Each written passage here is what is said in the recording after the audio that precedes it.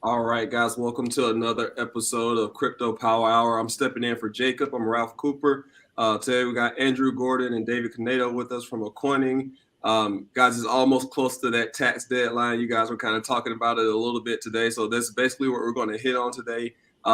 If anyone watching has any questions about the upcoming tax line that you want, tax deadline, that you want to ask these guys, feel free to put those comments in any of the live broadcasts that you're watching, whether it's Facebook, LinkedIn, or whatever the case may be. But we're going to get right into it, guys. You were already talking about it. So before I ask any of the simple questions, are there any reoccurring questions that you guys hear from people around this time of year as we get closer to that tax deadline? Any nervousness, any advice you might be able to give to those people who might not be fully done with their taxes just yet?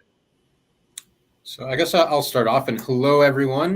My name is Andrew Gordon. I am an attorney and CPA and the founder of Gordon Law Group. And we are a tax law firm that mainly focuses on cryptocurrency. And we've been working in cryptocurrency since 2014, helping clients report crypto on their tax returns, also defend them in audits and even, unfortunately, criminal investigations. So we've seen a lot in the crypto space. We haven't necessarily seen it all, but pretty close to it when it comes to taxes. And so that's a little bit about me. And I am so happy to be here today with a legend in the crypto tax space as well, David from Accointing. And so I guess, David, can you introduce yourself if you don't mind? Andrew, I appreciate it. You're not setting the bar too high or anything with status, but no, thank you for having me. As you said, I'm the head of tax compliance at accointing.com. We're a crypto tax tool software calculator to basically help users and crypto investors figure out what the right amount of tax is. And so I guess to jump into Ralph's question, one of the most common things that I hear from clients and just even people on the internet when it comes to crypto taxes is, well, what do I do if it is October 6th today, or even closer to the deadline, and I am not done with my crypto taxes? Should I still file? And it's very important to know that if you filed an extension, you have till October 17th to file your return, or you will be charged a failure to file penalty. You still also need to pay by actually back in April 15th, or you'll have a failure to pay penalty. But it's important to know that there's a separate penalty for not filing the return itself. And so in many situations, it makes sense to file with a best estimate and then amend later once you have everything done correctly. But if you don't file on time, there is that penalty to be aware of. And, sometimes you may be able to get the crypto taxes done on your own using software like Accointing with a few short days. So I guess I'll hand over the mic to you. Yeah, I think, Andrew, I'd 100% agree with you. I think if you haven't filed, if you're last minute, you still need to figure out your crypto taxes, definitely file. At the end of the day, even if you don't feel comfortable, if you don't have an expert like Andrew helping you do your crypto taxes, you can always give it a best shot. There's a lot of software tools like Accointing that we try to make our platform as user-friendly as possible so that you can actually take care of it yourself. It is very complicated, so I definitely recommend that if you have a big portfolio, go to a professional like Andrew. However, in this space, you definitely want to file. You want to try to report. The IRS, they're getting a much larger budget right now for enforcement and to find unreported crypto transactions. So the last thing that you want to do is not file if they know that you've traded in whatever exchanges. That could lead to a bad outcome. Definitely want to try to take your best, give it your best shot. Yeah, no, absolutely. I think that's great advice. Perfect.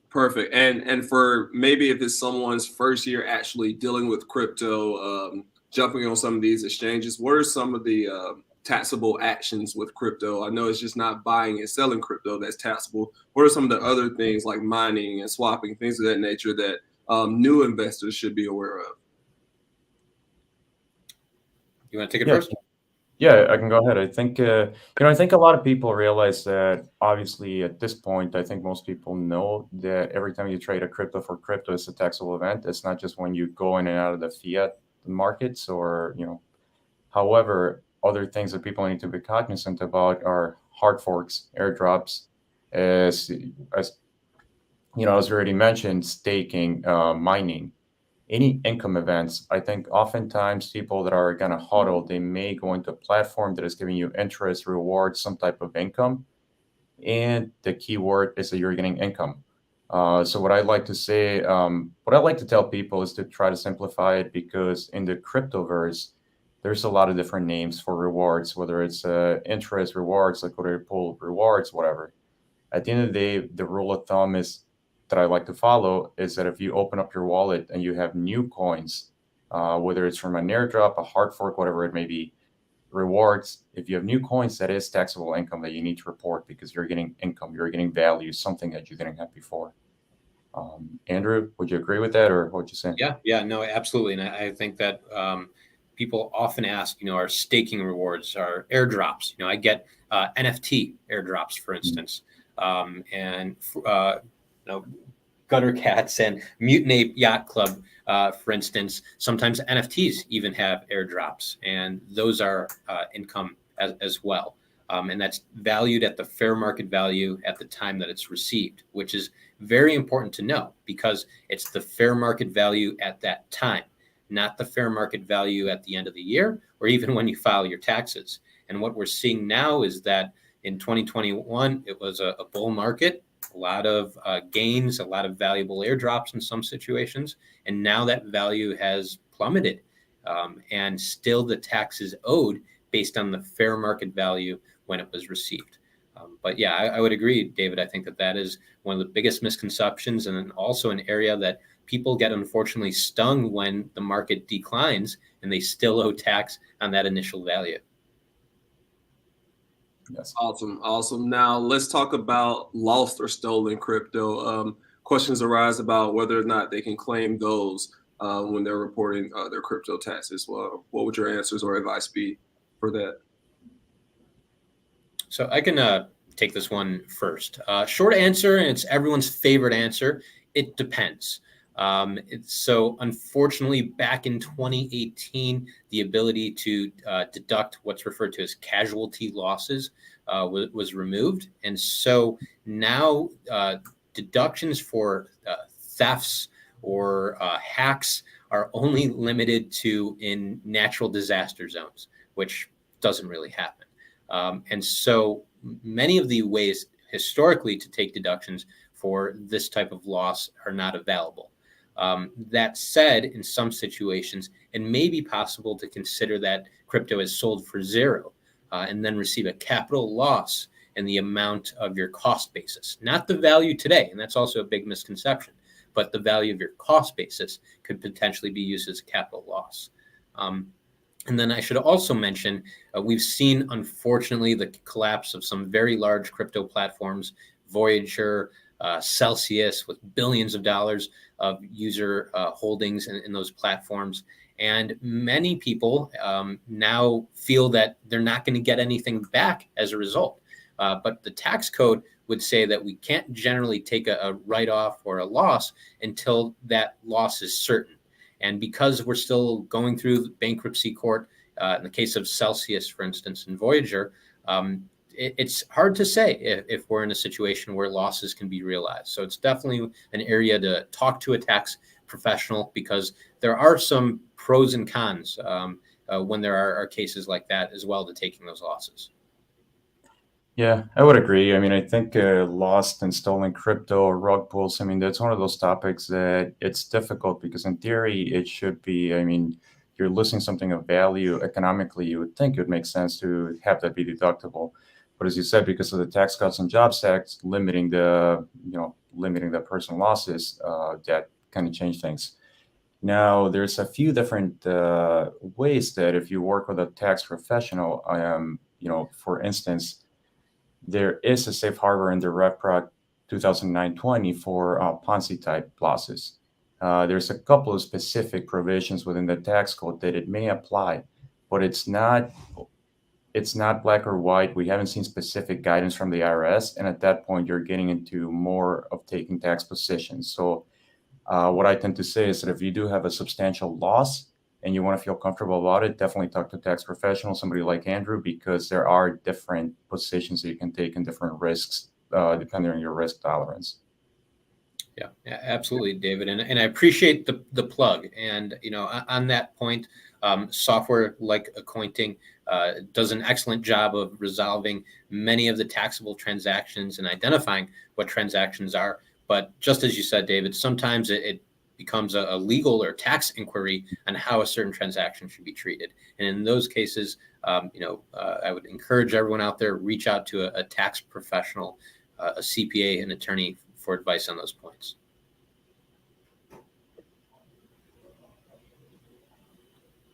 Jacob, you're muted. Sorry. Ralph, I'm sorry, not Jacob. Used to saying Jacob. Ralph, you're muted. I get it. I won't hold it against you, I promise. So let's talk about some of the consequences of not reporting at all, especially if you realize some gains over the past year or a few years. What are some of those consequences you can face if you fail to report? You want to take this first, David? I mean, I think not reporting at all, you're getting into criminal cases with the IRS that if you're not reporting income that you should be reporting, there is no statute of limitations for fraud. So those cases can be very difficult and strenuous on the taxpayer. At that point, at this point, everybody knows that crypto is taxable, that there are certain events, mining, staking, trading, selling, that is taxable. So I think we're at a point where you can no longer use the excuse, oh, I didn't know that crypto was taxable. Between the box and the 1040, that John Doe summons, everything that the IRS has been doing, all their efforts, I would say that unless you've been living under a rock, everybody should know that it's taxable and you should report. So definitely report. Don't try to not report. If you don't report, I don't think there's a tax attorney that's going to want to work with you or be able to help you with not reporting it.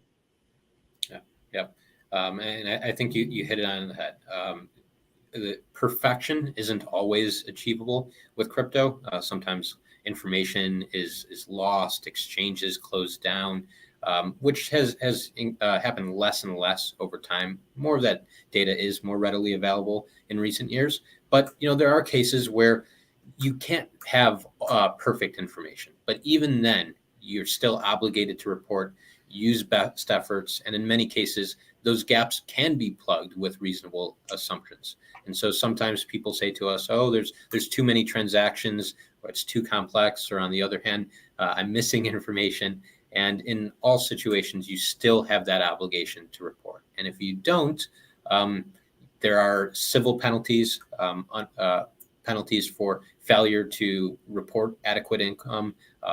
There's accuracy penalties, there's fraud penalties, and then even penalties for underpaying your tax. So a variety of different civil penalties. But in addition to that, if you don't report crypto, what we're also seeing is that the IRS is getting better and better, dare I say, even very good at identifying people that have crypto that haven't reported at all.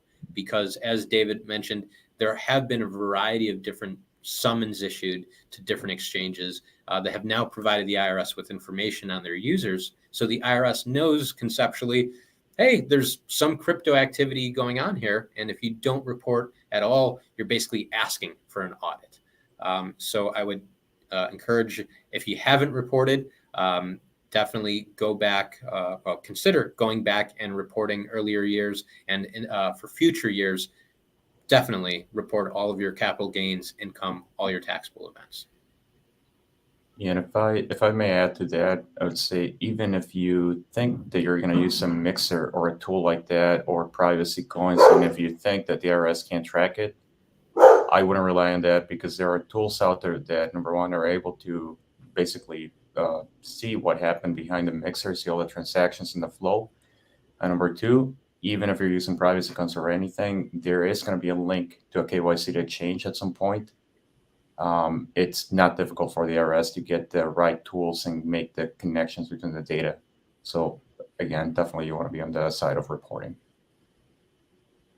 Any recommendations for keeping track of all your crypto transactions, especially if you're using different platforms or whatever the case may be? How should people keep track of all of this information for when it is time to file your taxes? Everything is there and nothing's missing. Any recommendations on that? Yeah, I can go ahead and I'm gonna have to plug my company right now, Accointing right now. I would say really using one of the tools again. You can use Accointing. There's also other tools. It's going to be the best way because we're going to allow you to connect your data, keep everything updated live, and with our tracker that you can see, you can also check that the values are correct. A lot of times, and there are some tools that don't have a tracker. I don't know about you, Andrew. I'm not generally as big a fan because that is difficult when you can't tie it to the balances today. But if you have the tracker built into your tax tool, you can connect your files, you can connect your data via APIs for exchanges, via blockchains for any public blockchains, and that's also going to get updated automatically for you if you do APIs or blockchains. What that means is that instead of having to go every time you do new transactions, having to download a CSV file, all you have to do is hit refresh, and everything's going to be updated automatically. Now, along with that, I would recommend keeping track of things live so that you're ready come tax season. You may have a few things to clean up, a few gaps to fill, but you'll have 90% of the work done. And the other piece, I would definitely keep any files that you used. So let's say you weren't able to use the API for an exchange. If you're using a CSV file, definitely keep that file. Keep any reports that the exchanges give you. And even I would recommend any large purchases of crypto, even keep a bank statement or any documentation over the cost basis because that may be relevant at some point in time. Andrew, for you, how easier is it of a process for tax professionals when clients have tracking software like Accointing, and it's easier for you to kind of see what they've done in the past? Does it make your job a little bit easier? Yeah, absolutely. Because one of the hardest parts of our job, and it may sound crazy, is gathering all the data or information. And that's because most people wait until the end of the year or the year is over to start thinking about taxes. And then you've forgotten about the wallet that you used at the beginning of the year. Maybe you've lost one of the wallets and you don't even know the address.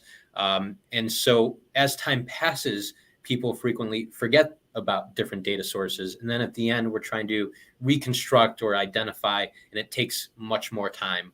And so Accointing, I think it's one of the strongest functions that it has is that tracker, because then you can, as the year goes on, use it to track your portfolio. And of course, if there's a new data source, something that you started to use, you'll add it then during the year rather than waiting till the end of the year trying to figure out what was I doing. So one of the best pieces of advice that I have is track your portfolio during the year and make sure that you've added all your data sources into Accointing as you go through the year.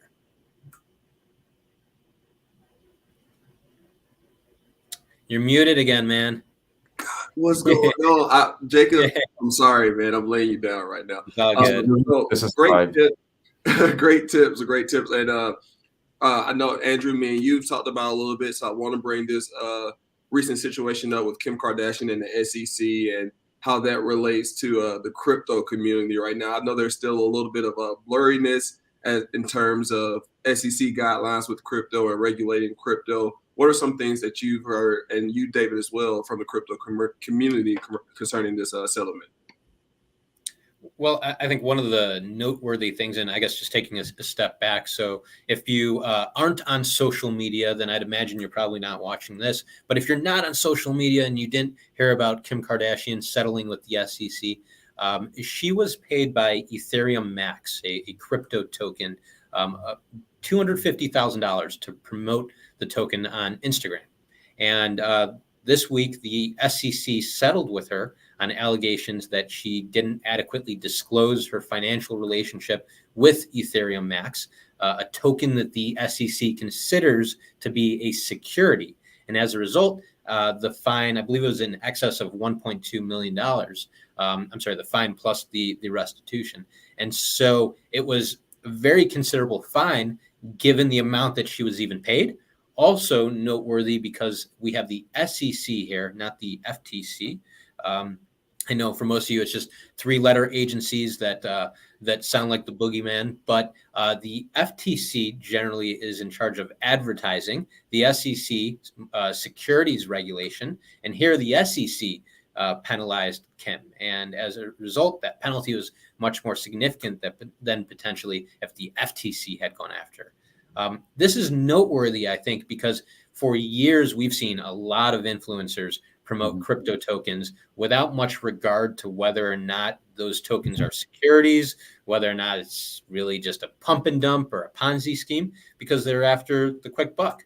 But here we're seeing that, first of all, there's certain requirements in terms of disclosure, and that if you're being paid, you've got to disclose who's paying you, how much, and in what form. And that also, if you're promoting a security, that you're going to be under heightened scrutiny as well. So you've got to consider what you're actually promoting. And, we've seen many celebrities over the years that seemingly promote any token that comes to them without much regard to what it's actually, and is this even a viable utility or security?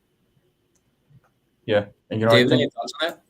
Yeah, I mean, if I may add, I think that if this is almost kind of like advertising for the SEC, because in a way, the big fine, the big name, it's so newsworthy that everybody's going to know about it. And I think the message here is, if you're dabbling with something that could be a security, something that the SEC has jurisdiction over, and in terms of crypto, what is a security? We don't know exactly. What we do know is that it's something that passes the Howey test, that there's a profit motive, you're relying on somebody else's efforts.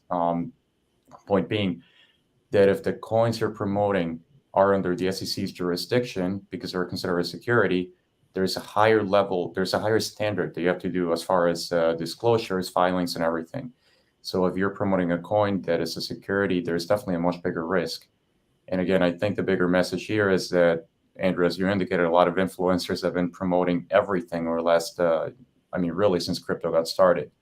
It didn't matter if it was a pump and dump, a scam, whatever it was. And I think this is the start of us starting to see a difference between coins that are the securities, the commodities and different things, and also the SEC trying to crack down and making sure that the pump and dumps and all these schemes that are causing a lot of pain to the retail investors, that, at the end of the day, they're trying to step in and help with investor protection also. Agreed.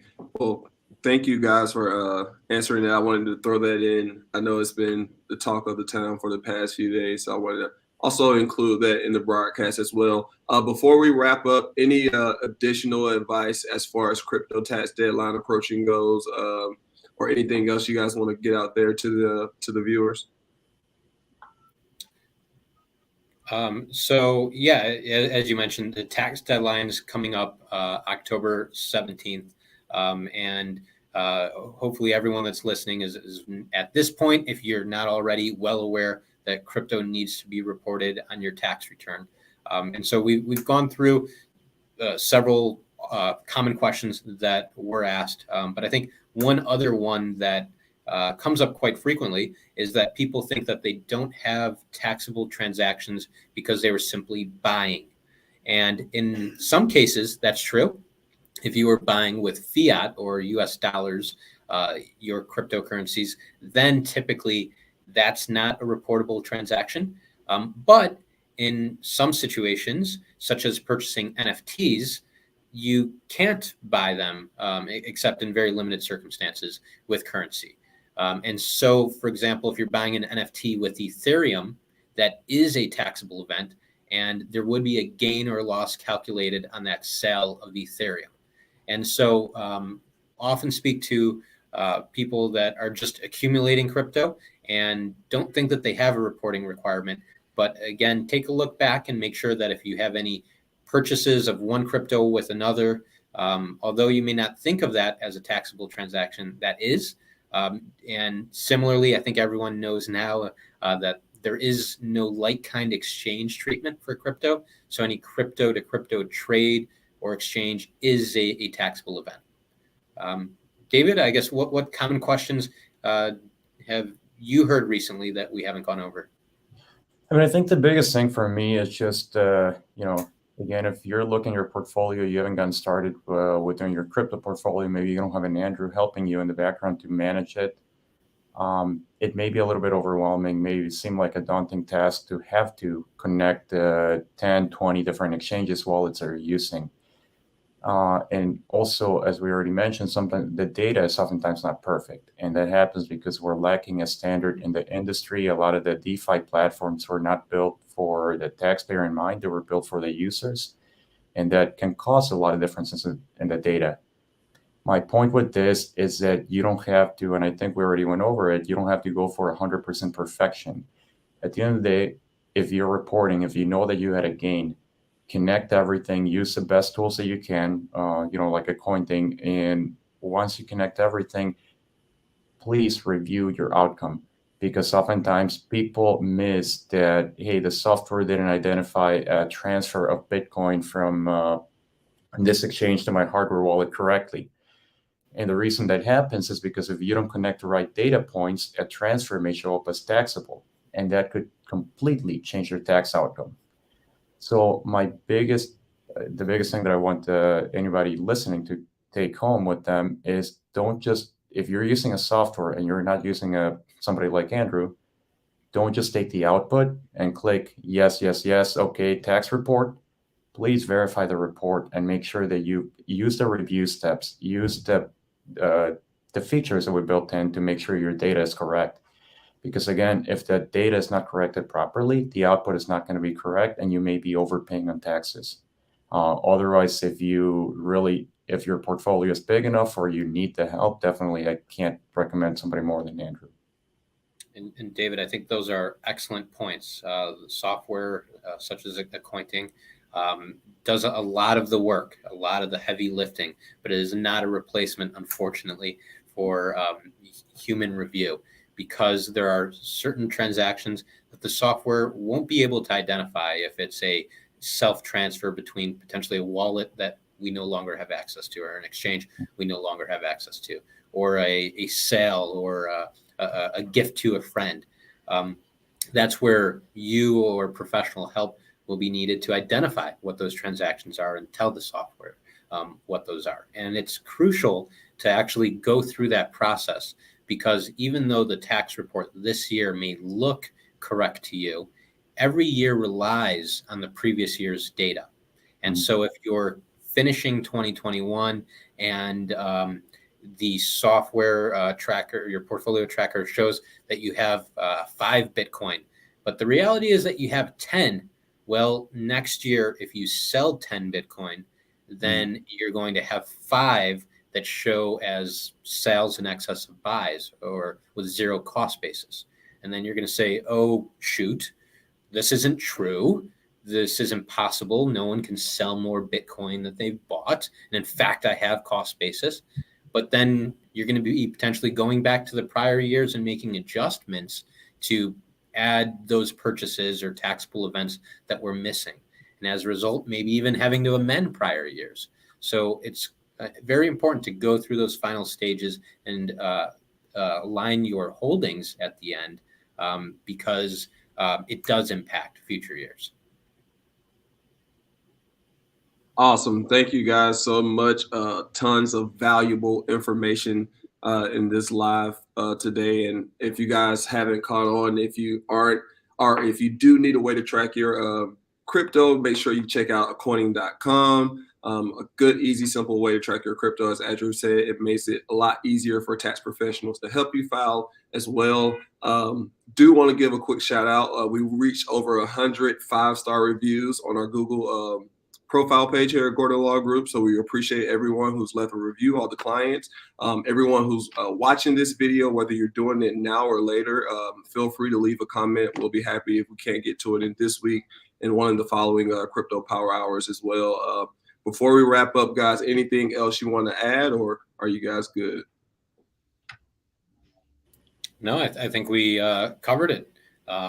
Ralph, appreciate you stepping in for Jacob today. For sure. David, always a pleasure speaking with you and learning more about accointing and your thoughts on crypto tax. As you know, it is my very favorite topic, and it's always exciting to have someone that's equally as enthused about tax as I am. So thank you very much for joining us. Appreciate it, Andrew. Always a pleasure being here. And yeah, I mean, at the end of the day, crypto taxes, they're difficult because the data is not perfect. We don't get there's a lot of different exchanges, protocols, but the best that we can do is just do the best that you can right now. And that's why, companies like ours are building software and you're providing a service. So I think anybody that needs help, just know that you have resources out there. Absolutely. All right. Well, thanks. Ralph, I think you're frozen. I know. I think we lost connection for a second there. So we're going to wrap it up, guys. If you need to reach out to us here at Gordon Law, feel free to check out our website at gordonlawltd.com. Visit our social media sites, Twitter, YouTube, Instagram, TikTok. As I said, if you have any questions, feel free to leave those. And until next time, guys, we'll see you again. Thanks, guys.